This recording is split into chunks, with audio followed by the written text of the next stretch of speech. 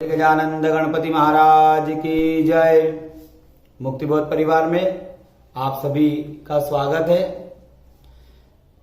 एक नया प्रश्न मेरे सामने आया जिससे मुझे लगा कि सभी को अवगत कराना चाहिए। श्राद्ध पक्ष से संबंधित एकादशी का जब उपवास आता है तो एकादशी के दिन हम व्रत करें कि श्राद्ध करें, अन्न ग्रहण करें ना करें, एक असमंजस की स्थिति हमारे मन में रहती है।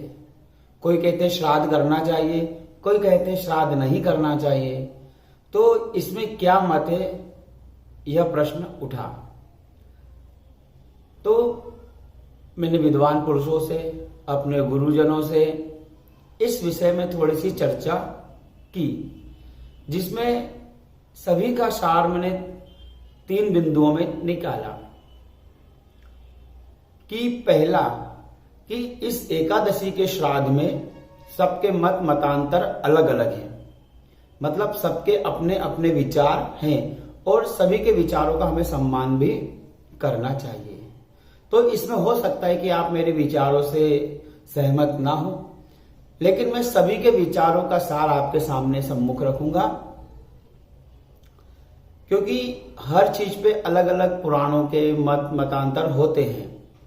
इसलिए हम 3 बिंदुओं के रूप में सभी को लेके चलने का प्रयास करेंगे। पहला, कि जो श्राद्ध कर्म है इसमें मतांतर होते हैं और हमें सभी को स्वीकार करना चाहिए। और जब हम श्राद्ध करते हैं तो 2 चीजों का विशेष ध्यान रखते हैं। पहला, तो बिना अन्न के श्राद्ध नहीं होता, बिना अन्न के श्राद्ध नहीं होता। दूसरा, तिथि में ही श्राद्ध होना चाहिए। जिस तिथि में प्राणांत हुआ है उसी तिथि में श्राद्ध होना चाहिए। इन 2 नियमों का पालन भी होना चाहिए। तब अब इसमें पहली बात तो यह आती है कि जो एकादशी को ना माने, कुछ लोग ऐसे होते हैं जो एकादशी का व्रत नहीं करते। एकादशी सभी को करना चाहिए, एकादशी सभी को करना चाहिए, पर कुछ लोग होते हैं एकादशी को नहीं करते। तो जो व्यक्ति एकादशी को नहीं करते हैं, मानते तो सभी हैं, पर जो एकादशी का व्रत धारण नहीं करते या नहीं करते हैं, और जहां ब्राह्मण भी तैयार हो, किसी एक क्षेत्र विषय की बात नहीं कर रहा हूं मैं, एक बड़े लेवल पे बात कर रहा हूं। कई स्थान ऐसे हैं जहां पे ब्राह्मण देवता तैयार हो जाते हैं श्राद्ध करने को और ब्राह्मण भोज करने को एकादशी के दिन। कहीं पे ब्राह्मण भोज के लिए मना कर देते कि 11 का है, हम 11 का उपवास है, हम ब्राह्मण भोज नहीं करेंगे। पर कहीं कहीं पे ब्राह्मण तैयार होते हैं। तो जहां पे यजमान राजी हो, ब्राह्मण राजी हो, तो वहां पे श्राद्ध का फिर नियम गिराते कि चलो ठीक है अब कर लेते हैं। दूसरा, कि एकादशी कब है और व्रत कब है, क्योंकि 2 शब्द अलग अलग है। एक एकादशी होना और व्रत की एकादशी होना अलग अलग चीज है। अब कुछ लोगों का मत है कि एकादशी का श्राद्ध हम द्वादशी को भी कर सकते हैं। जैसे हम एकादशी का उपवास करते हैं तो द्वादशी युक्त तो तिथि रहते हैं, और कोई 11 का उपवास करना भूल जाए तो द्वादशी को कर ले तो भी पुण्य उतना मिलता है। तो कुछ लोगों का मत है कि हम एकादशी का श्राद्ध द्वादशी को कर सकते हैं। अब तीसरा बिंदु जो मुझे अच्छा लगा, जिससे मुझे लगता है कि यह नियम सभी को पालन करना चाहिए, तीसरा बिंदु था कि हम एकादशी को ही श्राद्ध करें।